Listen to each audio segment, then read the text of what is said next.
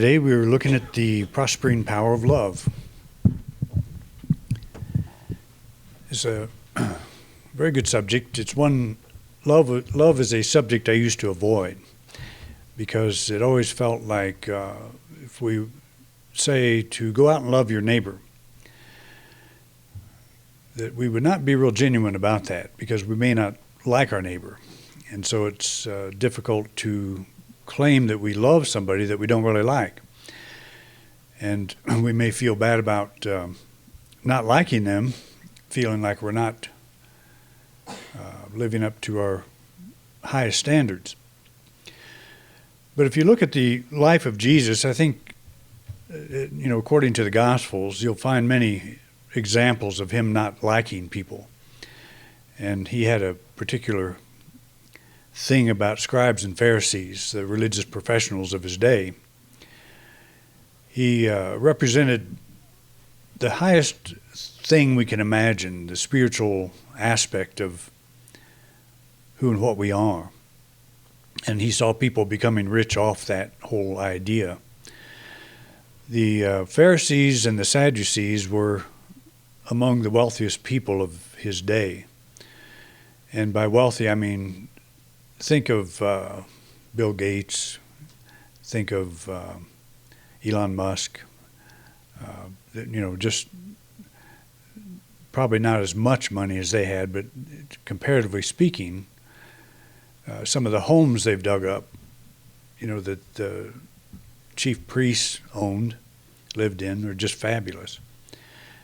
Compared to the little hovels, that a person like Jesus grew up in. They think they found one in the old Nazareth that looks, could very well be one of the place where Jesus lived or somebody in his time.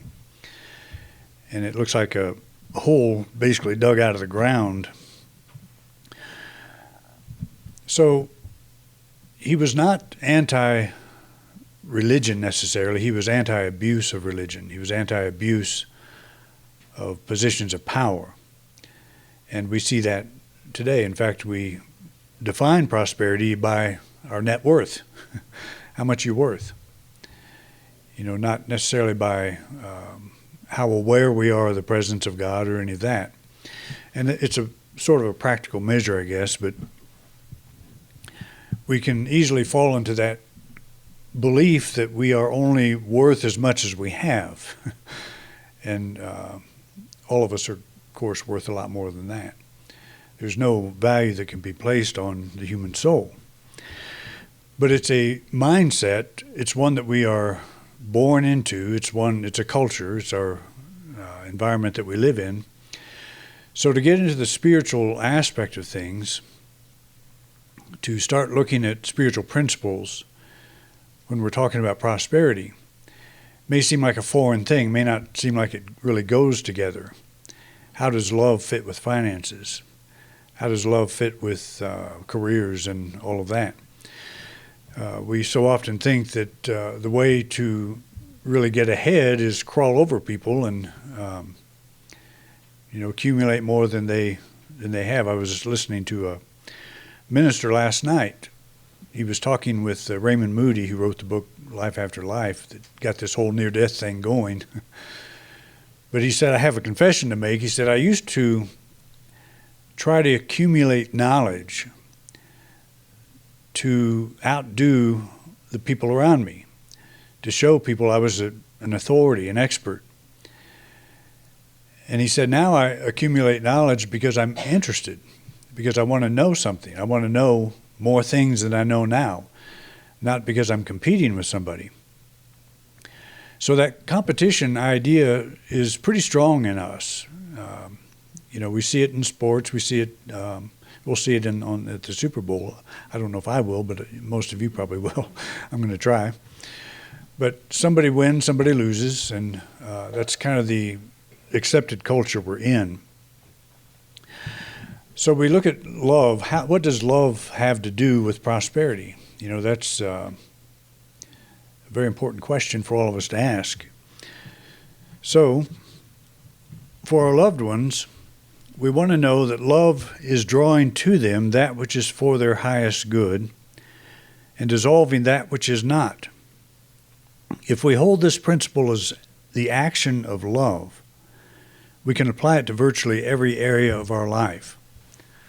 So if you think of yourself right now where you are, no matter where you are, no matter what you're doing, if you think of love as not something you have to do, but something you become aware of, and you become aware of the action of love, and you come to realize that love is drawing to me that which is for my highest good. Could we make a better prosperity statement than that? Better prosperity affirmation? Love is drawing to me that which is for my highest good. And as we think of our family and we think of our friends, love is drawing to you that which is for your highest good. So we're not done, though. It's also dissolving that which is not. So you could actually love a neighbor you don't like by holding this idea for them. You don't have to like them to say love is drawing to you that which is for your highest good and dissolving that which is not. If you do that enough, he might return your rake that he borrowed 10 years ago. Or your rototiller or whatever. But that's why I said I had a hard time trying to get, giving a talk that would advocate loving people when you can't even like them. But we can love them from this perspective. To say to anybody, think of somebody you don't like, you can say to them, love is drawing to you that which is for your highest good and dissolving that which is not. Has nothing to do with you. You're letting go of that person. You are giving them over to love. You're loving your neighbor as yourself because you're saying the same thing for yourself. And that is the most selfless thing you can say. If all of us are drawing to us that which is for our highest good, that's going to benefit everybody.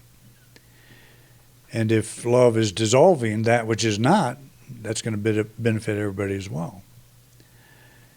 So it's not a win-lose. It's a win-win all the way around.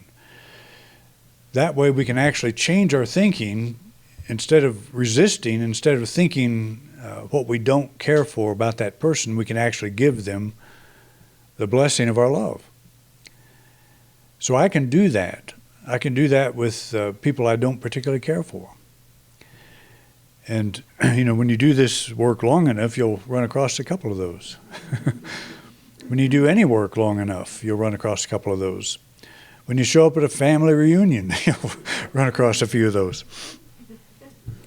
It's just the way this earth life is. And when I hear teachings, new thought teachings that say, when everybody steps over this boundary, we all start loving each other.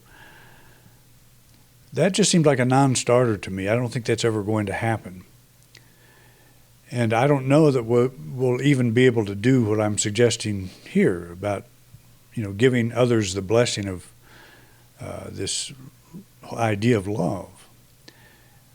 But it's really true that love is drawing to us that which is for our highest good and dissolving that which is not. You see this all throughout nature. And I've pointed this out many times. I'm not going to go through it again. But you'll see the mother fox take care of her babies. That's her one desire, to draw to her babies that which is for their highest good and to dissolve that which is not. And if it doesn't dissolve, she'll make sure it gets dissolved somehow. It's built into her. So you see this every place. And we don't think of it necessarily as love. But if you ever pick up a mother fox's baby, you'll see something get dissolved real fast, and that will be you. They don't appreciate that, so we don't interfere with that process. But it is love, and it looks like aggression. It looks like, you don't want to mess with a wild animal. No. You're messing with the principle of love is what it amounts to. And that's a good thing. In this body, while we're at this level of our experience, this is a good thing. This is how things operate. And it is, there's nothing wrong, nothing bad about it at all. So we want this blessing for our loved ones. We also want it for ourselves. We want it in every area. And we certainly want it to apply in our area of prosperity, however we define that. When we think of prosperity, we tend to think of finances. While a prosperous life certainly includes finances, we should not confine prosperity to just one area. Freedom from fear and worry, for example, is a prosperity demonstration. If we want to resolve a fear, we affirm love draws to us that which lifts us above our fear and dissolves all negative emotions that feeds the fear. So we all know the kind of damage fear can do. And if we say to ourselves when we're afraid, in truth, love is drawing to me that which is for my highest good. If we actually stop our craziness, our imaging mind that goes over all the things that are wrong and all the things that could happen wrong, we beat ourselves to death. And we cause our freedom to fly out the window. We may be free on one level. We're an American citizen. We can declare that we're free as Americans. But you can be sitting in a chair totally captivated by some fear. And your freedom is gone in that moment. But love can help dissolve that. Love can do that by you saying to this fear that love is drawing to me that which is for my highest good right now, and dissolving that which is not. Sometimes the thing it's dissolving, we cling to, we don't want to let it go, we think we have to have it.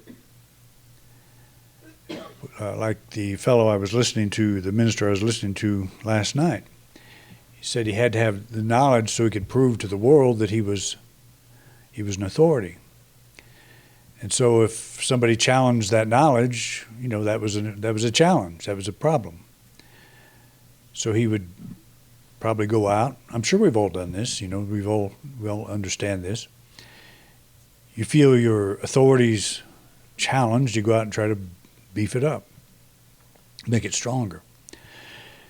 And before you get it built up and beefed up, you can sit in your chair and ruin your day all by yourself.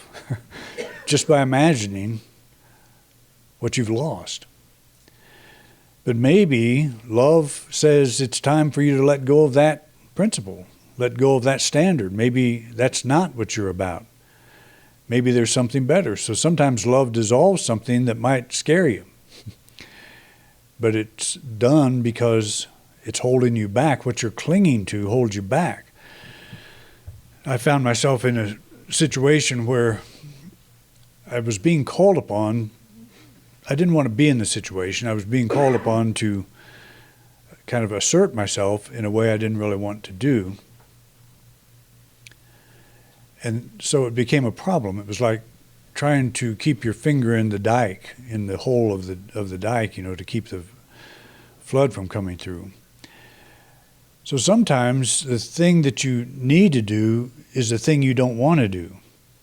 Is to assert yourself, is to put yourself out there and take charge of how do you deal with your life now to make it better.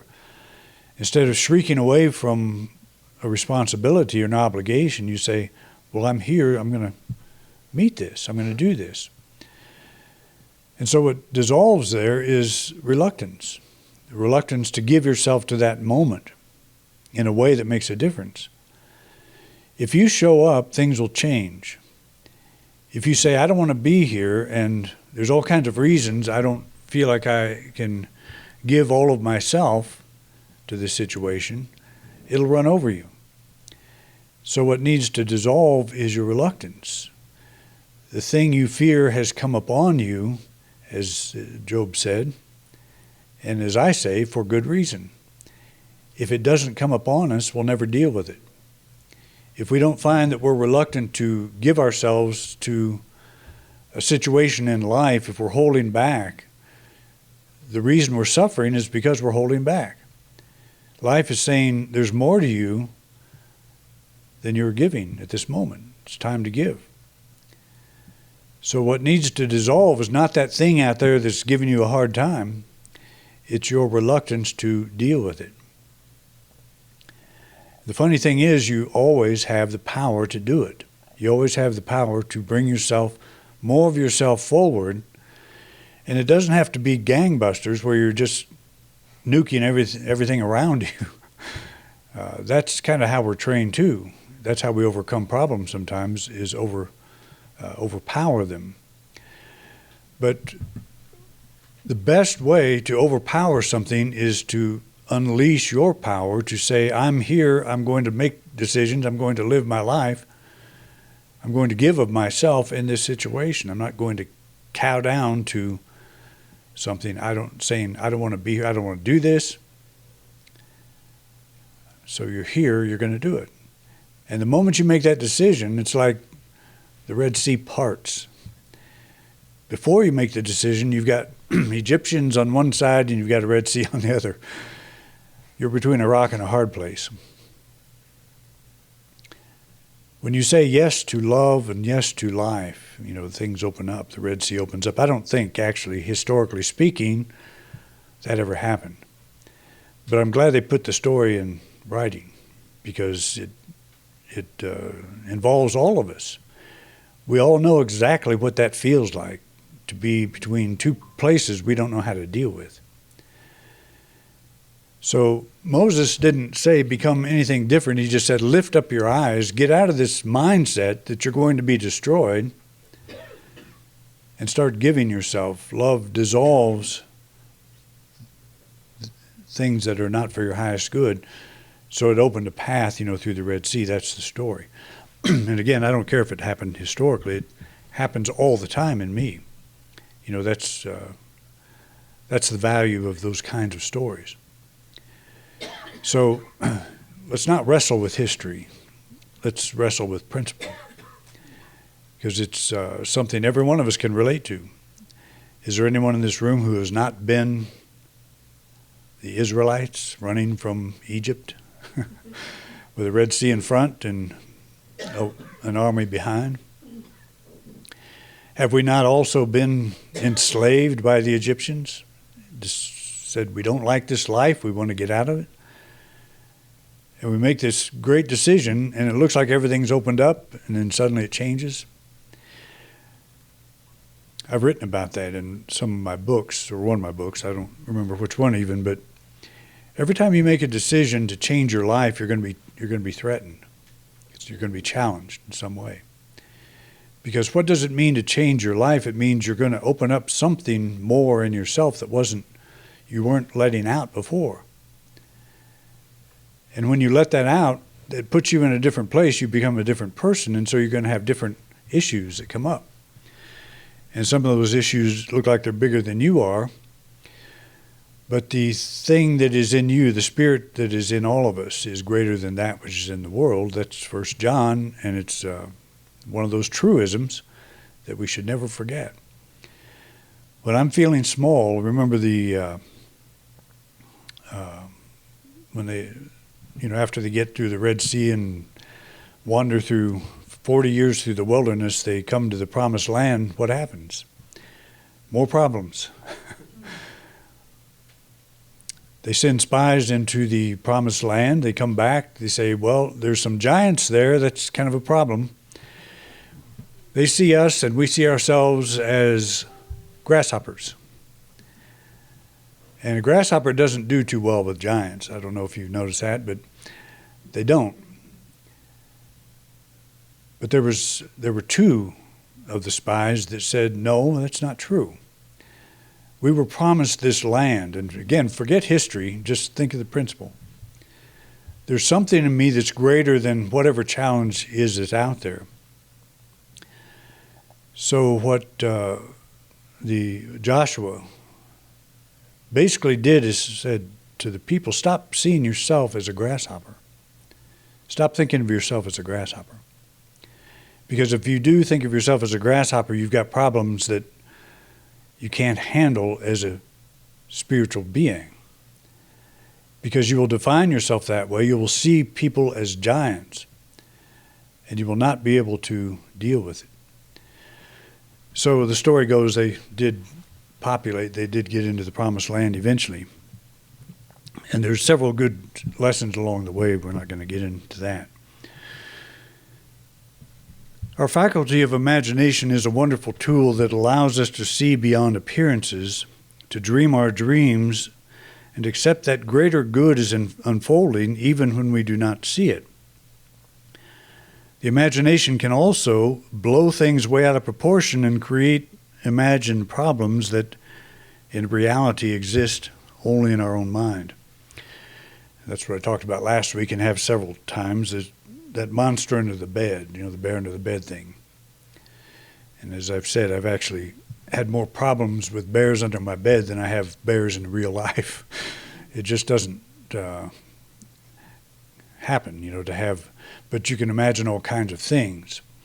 That big house that we lived in the summertime, it would settle and there'd be creaks and cracks. And if you start out with the belief that there could be a bear under your bed and you hear your house creak, you're sure that bear is doing it, or that monster, whatever it is.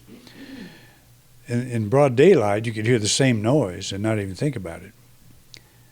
But when it's dark, symbolic of all of our faculties are down, and we hear a creak, and we're thinking of monsters, the monsters are surely doing the creaking. So the imagination is a wonderful tool. It's the faculty that sets us apart from all other animals. I think it was Thomas Trord who said that the human being is the only one that can develop things that don't occur naturally in nature. And the illustration he gave was, you take a chunk of raw iron and you put it in water and it sinks. But you take a human being and you form that chunk of iron into the hull of a ship and it floats. That doesn't happen in nature. It's not a natural occurrence. And we attribute that to the faculty of imagination. We can see things that aren't normally there. We can figure things out. And so it's a very powerful tool. It's the thing that has set us on a path that is different from all of nature. And it's exactly the same faculty that has caused all the problems that we have, that causes the fears and the reactions that we have, the imaginings of things, of how people ought to be or how we think they ought to be, and whatever. We all understand that. We understand what the imagination, the kind of prison it can put us in. But we don't want to discredit this wonderful faculty. We want to use it to say things like, put it in the right trajectory. Love is drawing to me that which is for my highest good, dissolving that which is not. Get that in your imagination. Actually see that happening. And by seeing, I'm saying feel it also. See it and feel it. You've got an issue in front of you right now. Make that statement. And as Jesus said, act. Whatever you ask for in prayer, believe you've received it. Act as if it's true. That's what the imagination does. It has that ability to believe it has received something even when it hasn't, when it's not physically present.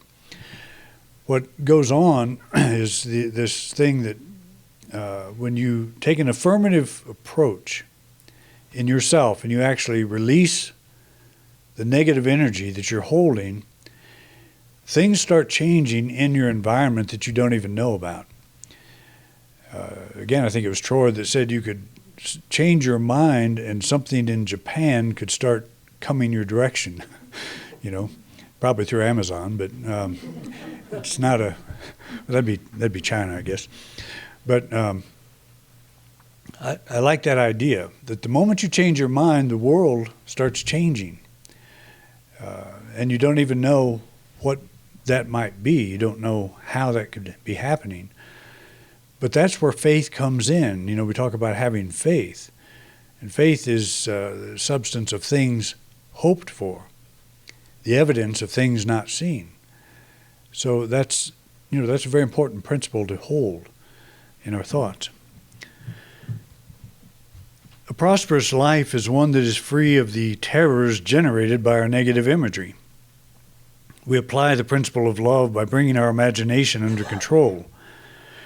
Regardless of what seems to be going on, we affirm that love is now drawing to us that which is for our highest good and dissolving that which is not. What greater prosperity affirmation could we make? It's a very powerful statement. I keep saying it over and over because I really like it. And I actually employ that statement probably several times a week when I'm going through different challenges of life, even like the computer breaks down or whatever. I almost shot one of my cats last night again just because I couldn't get him in the house. But so I started saying, love draws to you, my kitty, that which is for your highest good, and that may not be me. I need to get out of the way because I'm kind of angry at the moment. But it dissolves everything unlike itself. So what I know is when the sun goes down, the cat will come in, and I just have to let that go. But it happens in all kinds of ways. Things can take control of your whole mind, your whole being, in very simple ways that you're not even thinking about. You think, well, what's that got to do with prosperity? Well, if the quality of your life suddenly drops, you may have $10 million in the bank, but if you're mad at your cat, the quality of your life is gone. So what is the $1 million worth? Is that going to get your cat in the house? Probably not. Cat, you can't bribe a cat. You can't do anything. Whatever you want the cat to do, it won't do. So that's just the way cats are. To add a bit of intrigue to our prayer, we imagine the all-knowing mind of God as love is doing this perfect work. Solutions we've not even considered are set in motion. We not only visualize greater good unfolding, we do it with the anticipation of pleasant surprise. My imagined solution may be good, but what if I let God do the choosing? So we kind of put ourselves in an adventure. I wonder how God is going to solve this one. It's an attitude that's it's pretty fun to do. Like, I know what I want, I know what should happen, but what if there's a better way, and what if that better way is now unfolding? There's an intrigue to that. There's an excitement to that. But we have to believe in the process for that to have any benefit, for it to work out through us in any way. If we think we're just employing words and ideas like this and not really putting our heart into it, it's not going to have any effect whatsoever. But so we ought to be flexible. As Jesus said, it will come back. That is the thing we're asking for. It'll come back, good measure, pressed down, shaken together, running over, will be put into your lap. For the measure you give will be the measure you get back. I was trying to find something that involved shaking, and all I could find was a martini mixer, and I didn't think that'd be too good to put up on our screen here. But so I gave, instead of the bear under the bed, the little girl's got the bear in her lap, and it's a very cuddly, lovey thing. So it's a better choice to take another route with your mind. If you're going down a very destructive mental and emotional road, well, when is that going to stop? Who's got the authority to stop that? And if you say the problem is in charge, then you do have a problem. But if you say that I can take a different approach to this and just start with this simple idea, love is drawing to me that which is for my highest good, dissolving that which is not. Just to meditate on that idea begins to change how you feel and how you think. It's a very simple thing, very simple way to deal with. Though we use the month of February to focus on love, we know the principle is working through us at all times. This moment is the time to tap the prospering power of love. Right? Thank you for watching this week's program. If you enjoyed this video, Please share it with others. We want to reach as many people as we can, and we appreciate your help. We have many subjects in our video lineup, so feel free to take a look. If there's a topic you don't see and would like me to address, just put it in the comment section. I'd love to know what's on your mind.